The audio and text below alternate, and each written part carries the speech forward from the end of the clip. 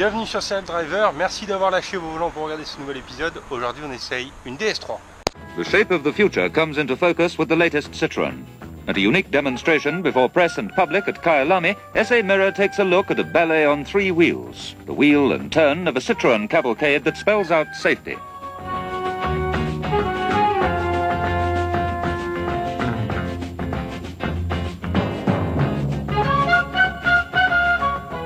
Nous voici en présence d'une DS3 qui est sortie en 2010.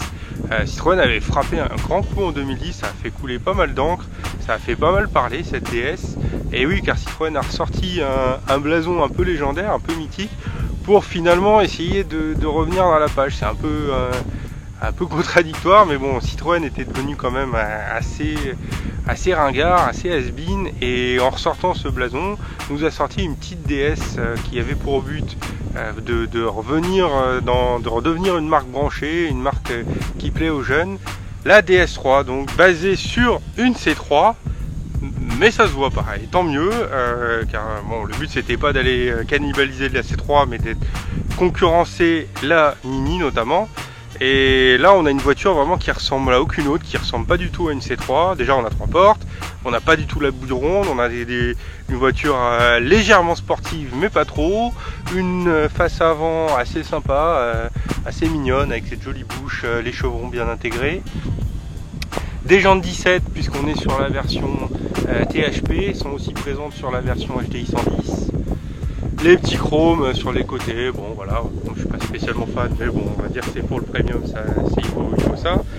Ça c'est un petit détail de carrosserie, j'aime bien, l'aileron de requin sur le côté, ça, voilà, il y a ça sur aucune autre, ça habille le côté, j'aime bien. Et les petits béquets, toujours sur les versions THP et HDI 110, les petits béquets, et là, ce faux diffuseur, hein, comme d'habitude, voilà, toujours dès qu'on est dans le premium, il faut du faux diffuseur. Par contre, il y a un truc de raté à mon goût, c'est que le motto de Citroën au lancement, c'était de dire la DS, c'est la personnalisation comme vous voulez, les combinaisons de couleurs, etc. Il y a même des stickers pour avoir des motifs sur le toit. Sauf que ce bicon de carrosserie et de toit, bah, ça marche pas. Alors là, ça marche dès qu'on s'éloigne un peu parce qu'on a une noir et blanc. Donc ça fait illusion. Si vous aviez une autre version bleue et toit rose par exemple, ça marche pas du tout parce que contrairement à une Mini où on a un toit flottant, là on a encore ce montant de portière. Du coup ils sont obligés de mettre un sticker noir mat dégueulasse. À l'intérieur par contre, là la ressemblance avec la C3 est beaucoup plus flagrante puisqu'on a ni plus ni moins que le même tableau de bord. Il y a juste des petits traitements, voilà, sur des coloris, sur des choix de matériaux, d'entourage de boutons, de choses comme ça, mais qui font que ça donne une impression légèrement plus qualitative, hein. On a un joli noir brillant comme ça.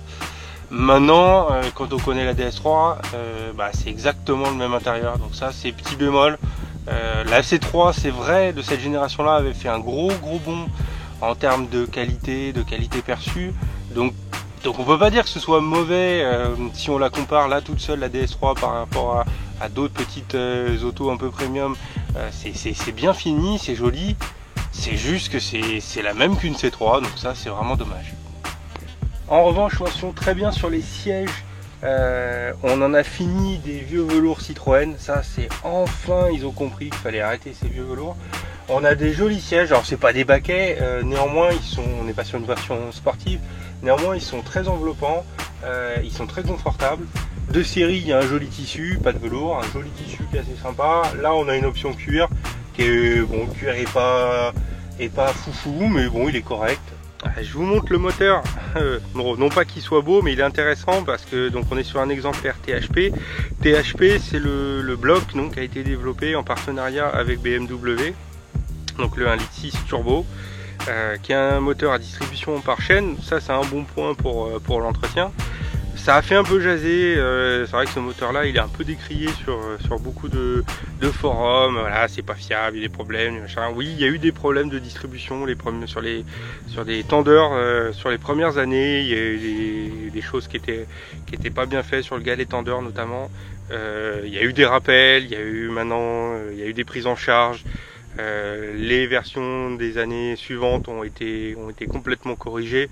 Donc faut arrêter de tirer à boulet rouge sur ce moteur. C'est un bon petit moteur, il est performant, il fait un bruit plutôt sympa, il consomme pas surtout, il est vraiment très économique. Et donc ce qui est intéressant aussi, comme je vous disais, c'est que c'est un partenariat BMW. Du coup cette auto là qui rentre en concurrence avec la Mini de BMW, et ben elle avait le même moteur. Sur la Cooper S, on a exactement le même moteur en version 175 chevaux. Donc il y a 20 chevaux de plus sur la Cooper S, mais bon, je pense que ça reste comparable. On n'est pas sur des autos de circuit, on est sur des autos de tous les jours. À l'usage, je pense que ça se vaut. Et d'ailleurs, on va aller voir ça tout de suite. Allez, on monte à bord de la petite DS3 pour un petit tour. Allez, petite route de campagne. Ah, la sonorité, le ralenti est pas vilain quand même. Alors, on n'est pas sur, voilà, on est sur une voiture de ville, on n'est pas sur une voiture sur la version sport, donc non, effectivement c'est sympa, ça ronronne gentiment. Le volant tombe bien, le petit volant met plat, il est bien, on peut le rapprocher bien de soi. La position est plutôt bonne. J'avais lu des choses négatives, je trouve pas. Non, on est bien, on est bien à bord.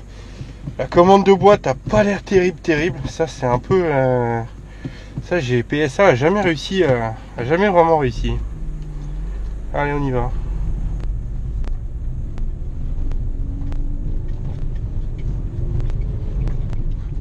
Ça fait 4x4 en même temps, c'est bien.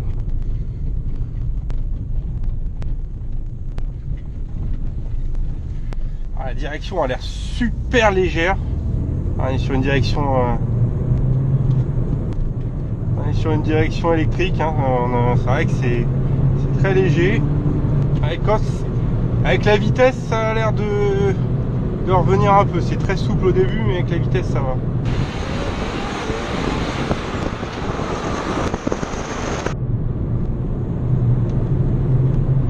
Alors, le moteur niveau sonorité, c'est un peu décevant par rapport au démarrage, là où je trouvais que au ralenti, à l'arrêt, il faisait des jolis bruits. En accélérant, bon, c'est assez absent la sonorité, c'est dommage. Les Mini qui a le même moteur arrivent à vous donner des petits plaf-plaf à l'échappement qui sont sympas. Là, c'est vrai qu'ils auraient pu travailler ça. Maintenant, bon, on n'est pas sur une voiture de sport non plus. On n'est pas sur un positionnement aussi radical. Et du coup, je trouve aussi en suspension que là, c'est bien trouvé. Là, l'équilibre, il est top. On a une auto ferme, mais juste ce qu'il faut. Elle est dynamique sans être inconfortable. Non, vraiment, au niveau suspension, c'est bien. Ce qui est dommage, c'est que du coup, le train avant, au niveau de la direction elle-même, on manque de retour. On sent pas trop ce qui se passe. Alors en ville, sûrement en manœuvre à basse vitesse, c'est sûrement très agréable de pouvoir tourner limite avec le petit doigt. Par contre, dès qu'on hausse le rythme, alors elle se durcit un peu artificiellement. On a l'impression qu'elle devient un peu collante, sans pour autant vous donner vraiment beaucoup de retours d'infos, de savoir ce qui se passe. Donc bon, l'auto y va, elle est vraiment, encore une fois, au niveau suspension, au niveau châssis, elle est très bien travaillée. L'équilibre est super bon, mais voilà, elle y va, mais on sent pas ce qui se passe dans le train avant. Ça, c'est dommage. C'est dommage. La commande de boîte, bon, voilà, c'est du PSA, c'est-à-dire que c'est pas terrible. C'est mieux que ça n'a été, mais c'est pas terrible. On va voir comment ça rentre. Ah, le train avant, il rentre, le cul, là, vraiment le châssis est vraiment équilibré. Un petit bémol sur la sonorité qui est un peu trop quelconque, et la direction, voilà, en ville c'est top, hein, c'est très mou, c'est un peu trop mou, on n'a pas assez de retour dans la direction. Et voilà, c'est la fin de mon essai de la DS3. Est-ce que la DS3 s'est mise au niveau de la concurrence telle que les Mini? Franchement, on va dire à 80-90%. C'est une belle petite auto. Je trouve qu'elle vieillit esthétiquement de l'extérieur, elle vieillit plutôt bien. Il y a des originalités, les petits ailerons de requin, la face avant est mignonne. Dans cette version THP, c'est clairement, d'un point de vue moteur, c'est hyper comparable à une Cooper S. C'est un petit peu moins puissant, mais c'est assez comparable. Il y a juste la sonorité qui est un petit peu moins bien. En châssis, c'est un peu moins ferme, un peu moins carte. ça conviendra peut-être à un peu plus de monde. Ça reste très dynamique, très sympa, c'est juste un tout petit peu moins sportif. Aujourd'hui ça vaut dans les, allez, un bol exemplaire autour de 10 000 €, voilà, il y a les annonces suivant les années et le kilométrage. Autour de 10 000 €, vous pouvez trouver une belle DS3 THP. Donc franchement je recommande, c'est une bonne petite citadine, avec caractère légèrement sportif et avec un moteur très coupeux, très agréable au quotidien. Donc oui, pari pour la DS3, moitié, il y a 80% rempli, les 20% pour moi qui manquent, ça va être sur la partie intérieure qui est bonne dans l'absolu, mais qui est juste pas assez différenciée d'une C3. Allez, je vous laisse et on se retrouve bientôt pour un nouvel épisode.